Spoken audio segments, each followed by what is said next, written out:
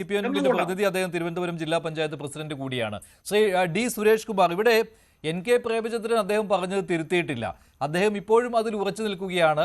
രഹന ഫാത്തിമയെയും ബിന്ദു അമ്മിണിയെയും ഒക്കെ ശബരിമല കയറ്റിയത് ബീഫും പൊറോട്ടയും കഴിപ്പിച്ചിട്ടാണെന്ന്, അത് പോലീസിൽ നിന്ന് കിട്ടിയ വിവരമാണെന്നും അദ്ദേഹം സാക്ഷ്യപ്പെടുത്തുകയാണ്. അത് മാത്രമല്ല, മുമ്പ് ഈ വിഷയം ഉന്നയിച്ചതാണ്. 2019 തെരഞ്ഞെടുപ്പ് പ്രചാരണ സമയത്ത് ഇതെന്തോ ഈ പ്രചാരണ സമയത്ത് ചട്ടം ലംഘിച്ചു എന്നൊക്കെ പറഞ്ഞുകൊണ്ട് അന്ന് ബാലഗോപാൽ തന്നെ ഹൈക്കോടതിയെ സമീപിച്ചതുമാണ്. പക്ഷേ ഹൈക്കോടതി അത് പരിഗണിച്ചില്ല. സുപ്രീം കോടതിയെ സമീപിക്കുവാനും അതിന് സമ്മതം കിട്ടിയില്ല. അപ്പോൾ അങ്ങനെ വരുമ്പോൾ ഇത് അന്ന് ഉന്നയിച്ച ഒരു പ്രശ്നം തന്നെയാണ് ഇപ്പോൾ പ്രേമചന്ദ്രൻ വീണ്ടും പറഞ്ഞിരിക്കുന്നത്. പിന്നെ എന്തിനാണ് പൊള്ളുന്നത്?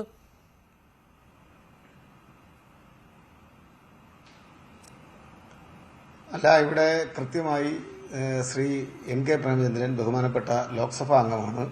അദ്ദേഹം ഇത്തരത്തിലൊരു കാര്യം ഐക്യജനാധിപത്യ മുന്നണിയുടെ വിശ്വാസ സംരക്ഷണ യാത്രയുമായി ബന്ധപ്പെട്ട് അവിടെ ചേർന്നൊരു പൊതുയോഗത്തിൽ പ്രസംഗിച്ചത് വെറുതെ ഒരു പ്രസംഗം നടത്തിയതല്ല. കൃത്യമായ പ്ലാനിങ്ങോടുകൂടി രാഷ്ട്രീയ ഹിഡൻ അജണ്ട നടപ്പിലാക്കുന്നതിന് വേണ്ടിയിട്ടാണ് ഇത്തരത്തിലൊരു പ്രസംഗം അദ്ദേഹം നടത്തിയിട്ടുള്ളത്.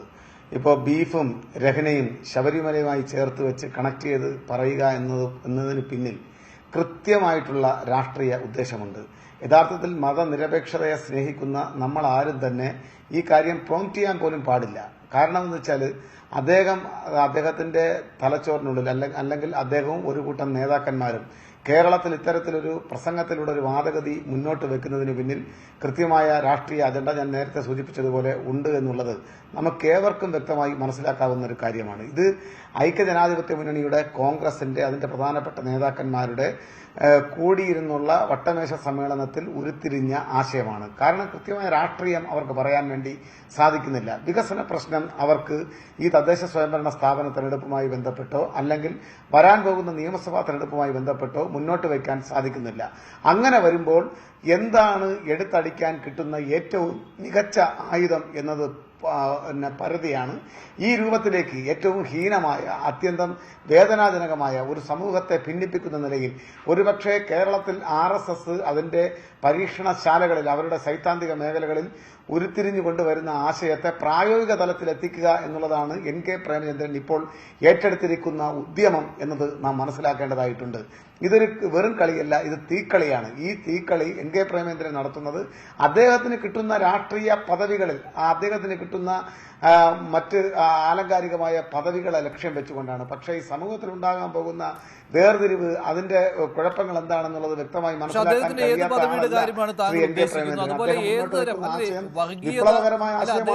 അദ്ദേഹം വർഗീയത പരത്തുന്നു എന്ന് പറയുന്നു. അദ്ദേഹം അങ്ങനെ ഒരു വർഗീയവാദിയായിട്ട് സമൂഹം കാണുന്ന ഒരാളല്ല. പലതവണ CPM-ഉം LDF-ഉം അദ്ദേഹത്തിനെതിരെ ഈ പരാമർശം നടത്തിയിട്ടുള്ളതാണ്. പക്ഷേ അദ്ദേഹം തിളക്കമാർന്ന വിജയം തുടർച്ചയായിട്ട് കൈവരിച്ചു വരുന്ന ഒരാൾ കൂടിയാണ് കൊല്ലത്ത്. അപ്പോൾ അങ്ങനെ ഒരാളെ നിങ്ങൾ ഈ രീതിയിൽ വീണ്ടും വർഗീയത വളർത്തുന്നയാൾ എന്ന് ചിത്രീകരിക്കുന്നു. അതുപോലെ തന്നെ അദ്ദേഹത്തിന് എന്തോ പദവികൾ കാത്തിരിക്കുന്നു എന്ന് പറയുമ്പോൾ എന്താണ് ഉദ്ദേശിക്കുന്നത്? എന്തായാലും ഇത് കോൺഗ്രസ് ഈ UDF ഭരണത്തിൽ നിന്നോ അല്ലെങ്കിൽ കേന്ദ്രത്തിൽ UPA ഭരണത്തിൽ നിന്നോ കിട്ടുന്ന പദവി അല്ലല്ലോ നിങ്ങൾ ഉദ്ദേശിക്കുന്നത്. അതുകൊണ്ട് നിങ്ങൾ ഉദ്ദേശിക്കുന്ന കൃത്യമായിട്ടും BJP-യുടെയും സംഘ് പരിവാറിന്റെയും അടിമയായി മാറുന്നു പ്രേമചന്ദ്രൻ എന്ന കാര്യം തന്നെയാണല്ലോ.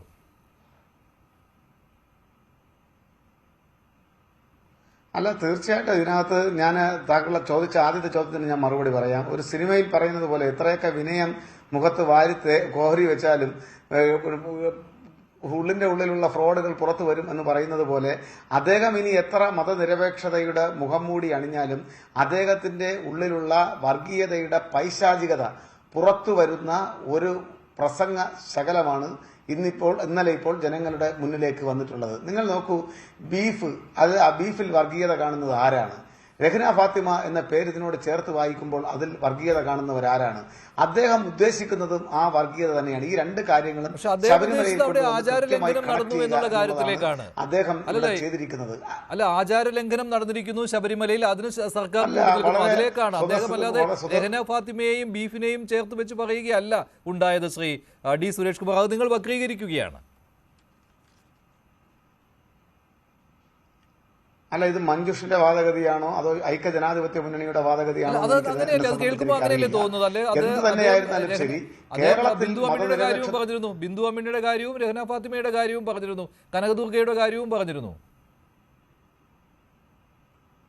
അല്ല, ആദ്യം അദ്ദേഹം ബോധപൂർവം കനകദുർഗയെ ഒഴിവാക്കി ബിന്ദു അമ്മിണിയെയും രഹ്ന ഫാത്തിമയെയും കുറിച്ച് പറഞ്ഞു.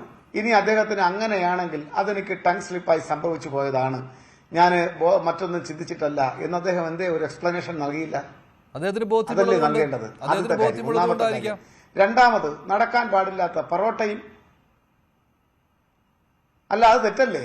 എനിക്കും മഞ്ജുഷിനും ഇവിടെ ഇരിക്കുന്ന സഹപാനലിസ്റ്റുകൾക്കും കേരളത്തിലെ ഈ കേൾക്കുന്ന പ്രേക്ഷകർക്കും അറിഞ്ഞുകൂടെ, കാണുന്ന പ്രേക്ഷകർക്കും അറിഞ്ഞുകൂടെ ആ പറഞ്ഞത് തെറ്റാണ്? അങ്ങനെ കൂട്ടിച്ചേർത്ത് വായിക്കുന്നത് ഒരു വളരെ പാവപ്പെട്ട സങ്കുചിതമായ കൊച്ചു ചെറിയ മനസ്സുകളുടെ ഉടമയായിട്ടുള്ള വിശ്വാസികളുടെ മനസ്സിലേക്ക് തെറ്റായ ധാരണ പരത്താനിടയുണ്ട്. അതിന് എന്റെ കാരണമായെങ്കിൽ അത് അടിയന്തരമായി തിരുത്തുക എന്നുള്ളതല്ലേ ഒരു പാർലമെന്റ് അംഗം ഉത്തരവാദിത്തപ്പെട്ട ആരാ ഇടയ്ക്ക് സംസാരിക്കുന്നത്? മഞ്ജുഷാണോ?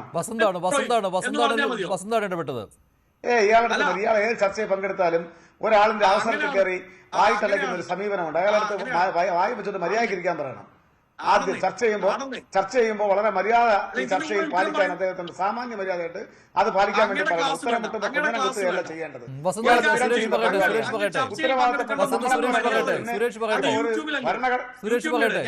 അയാളെ വായടച്ചിരിക്കാൻ പറയും. അത് അങ്ങ് പഠിപ്പിക്കണ്ടേ നാവടച്ചിരിക്കാനൊക്കെ? അല്ലാതെ ഭീഷണിയൊക്കെ അങ്ങയുടെ ജില്ലാ കമ്മിറ്റി ഓഫീസിൽ മതി. എന്റെ അടുത്ത് നിങ്ങൾ എന്തായി കാണിക്കുന്നത്? അല്ലെങ്കിൽ മഞ്ജുഷ് അയാൾക്ക് അവസരം കൊടുക്കും, ഞാൻ മര്യാദയ്ക്ക് ഇരിക്കാം. ഇത് ആരുടെ അവസരമാണെന്ന് മഞ്ജുഷ് വ്യക്തമാക്കും. സുരേഷ് പറയട്ടെ, സുരേഷ് പറഞ്ഞു കഴിഞ്ഞ് പറയാം. വസന്തേ, ഏത് സംസാര മധ്യയും കയറി അനാവശ്യമായി ഇടങ്കോലിട്ട് സംസാരിക്കുക, ഇത് ആര് എവിടുന്ന് കിട്ടിയ പ്രവണതയാണ്? സുരേഷ് പറയൂ. ഇത് ആരവസരമാണ്? മഞ്ജുഷ് വ്യക്തമാക്കിയിട്ട് ഞാൻ സംസാരിക്കുന്നത്. അല്ല, സുരേഷ് പറയൂ, പറഞ്ഞു തീർക്കൂ. അല്ല, ഞാൻ പറഞ്ഞത് അദ്ദേഹം കേരളത്തിൽ MLA ആയിരുന്നു, മന്ത്രി. ഞാൻ മനസ്സിലാക്കുന്നു, ഞാനിപ്പോൾ തിരുവനന്തപുരം ജില്ലാ പഞ്ചായത്തിന്റെ ഓഫീസിലാണ് ഇരിക്കുന്നത്. എനിക്ക് സത്യത്തിൽ ലജ്ജ തോന്നുകയാണ്. ഈ ജില്ലാ പഞ്ചായത്തിൽ നാവായിക്കുളം ഡിവിഷനെ പ്രതിനിധീകരിച്ചുകൊണ്ടാണ് അദ്ദേഹം ഒരു ജനപ്രതിനിധിയായി കടന്നു വരുന്നത്. അവിടെ നിന്നാണ് അദ്ദേഹം കൊല്ലത്ത് പാർലമെന്റ് MP ആയും പിന്നീട് MLA ആയും മന്ത്രിയായും പിന്നീട് വീണ്ടും MP ആയതൊക്കെ. വ്യത്യസ്ത രാഷ്ട്രീയ കൊടിയുടെയൊക്കെ കീഴിലായിരിക്കും അദ്ദേഹം നിന്നത്. എങ്കിലും ജനകീയ അംഗീകാരം ഇത്രയേറെ ലഭിച്ച ഒരു നേതാവ്, ഒരുപക്ഷെ ഗൗരിയമ്മ കഴിഞ്ഞാൽ കേരളത്തിൽ ഇത്രയേറെ ജനകീയ അംഗീകാരം ലഭിച്ച ഒരു നേതാവ്, ഭരണഘടനയിൽ തൊട്ട് നിരവധി തവണ സത്യം ചെയ്ത് ജനങ്ങളെ ഞാൻ സർവാത്മന ഒന്നായി കണ്ടുകൊള്ളാം എന്ന പദം ഉരുവിട്ടുകൊണ്ട് സത്യപ്രതിജ്ഞ ചെയ്ത് അധികാരത്തിലെത്തിയ ഒരു മനുഷ്യന്റെ നാവിൽ നിന്ന് വീഴാൻ പാടുള്ള വാക്കുകളാണോ മഞ്ജുഷ് ഇതെന്നുള്ളതാണ് എന്റെ പ്രസക്തമായ ചോദ്യം. ഇങ്ങനെയാണോ അദ്ദേഹം മതനിരപേക്ഷ സമൂഹത്തെ ട്രീറ്റ് ചെയ്യേണ്ടത്? ഇതാണോ അദ്ദേഹം പാലിക്കപ്പെടേണ്ടുന്ന ധാർമ്മികമായിട്ടുള്ള മൂല്യവും മര്യാദയും? അദ്ദേഹത്തിന് വേണ്ടി ഈ രൂപത്തിൽ വെളിച്ചപ്പാടിനെ പോലെ തുള്ളുന്ന ആളുകൾ മനസ്സിലാക്കിയിരിക്കേണ്ട കാര്യമാണ്. ഇത്തരത്തിലുള്ള വാദഗതികൾ നമ്മുടെ സമൂഹത്തിലുണ്ടാക്കുന്ന ഭിന്നതയുടെ രൂക്ഷത എത്രമാത്രമാണെന്നുള്ളത് അവർക്കാർക്കെങ്കിലും അറിയാമോ? ഇതുണ്ടാക്കാൻ പോകുന്ന കോൺസിക്വൻസസ് എന്താണെന്ന് അറിയാമോ? ഇതൊന്നും അറിഞ്ഞുകൂടാതെ വന്നു നിന്ന് വായിട്ടലക്കുന്നതല്ല പരിപാടി. വിശ്വാസികളെയും വിശ്വാസത്തെയും വ്രണപ്പെടുത്തി അത് ചൂണ്ടിക്കാണിക്കുന്നതിന് വേണ്ടി NK പ്രേമചന്ദ്രൻ അങ്ങനെ പറയുമ്പോൾ അതിനെ ഈ വർഗീയതയുമായി ചേർത്ത് പറയുമ്പോൾ അത് മറ്റൊരു അജണ്ട കൂടി അതിനകത്തുണ്ട്. ശ്രീ D സുരേഷ് കുമാർ, അതല്ലെങ്കിൽ അങ്ങനെ പറയേണ്ട ആവശ്യമില്ല. അദ്ദേഹം അതേ പറഞ്ഞുള്ളൂ. അപ്പോൾ ഞങ്ങൾ അങ്ങനെ വിശ്വാസികൾക്കും വിശ്വാസികളെതിരെ അല്ല എന്നുള്ള മറുപടിയാണ് കൊടുക്കേണ്ടത്. അതല്ലാതെ വർഗീയതയെ കൂട്ടുപിടിച്ചു NK പ്രേമചന്ദ്രൻ അവിടെ ബീഫിന്റെ കാര്യം പറഞ്ഞു എന്നൊക്കെ പറയുമ്പോൾ അത് നിങ്ങൾ ആ രീതിയിൽ വക്രീകരിക്കുകയല്ലേ ചെയ്യുന്നത്? നിങ്ങൾ നോക്കൂ, പരമ സാധുവായിട്ടുള്ള NK പ്രേമചന്ദ്രൻ അദ്ദേഹത്തിന്റെ സംഭാഷണത്തിൽ യാതൊരുവിധ ഗൂഢാലോചനയുമില്ലാതെ സർവ്വസാധാരണമായി പ്രയോഗിച്ച ഒരു വാഗ്ധോരണിയാണ് എന്ന് വിശേഷിപ്പിക്കാൻ കേരളത്തിലെ ജനങ്ങൾ മണ്ടന്മാരായിരിക്കണം.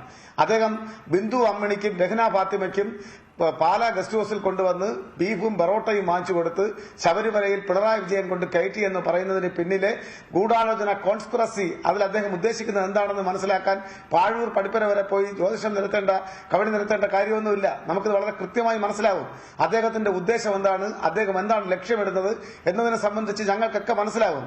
അദ്ദേഹത്തെ പോലൊരാൾ, ഇത്രയേറെ ജനകീയ അംഗീകാരം ലഭ്യമായിട്ടുള്ള ഒരാൾ അത് പറയാൻ പാടില്ല എന്നാണ് ഞാൻ പറഞ്ഞത്. പൊതുവായി അദ്ദേഹത്തെ അങ്ങനെ അദ്ദേഹത്തിന് നാവിടെയായി സംഭവിച്ചു പോയിട്ടുണ്ടെങ്കിൽ അത് കേരളത്തിലെ ജനങ്ങളുടെ ഏറ്റവും ഉത്തരവാദിത്വം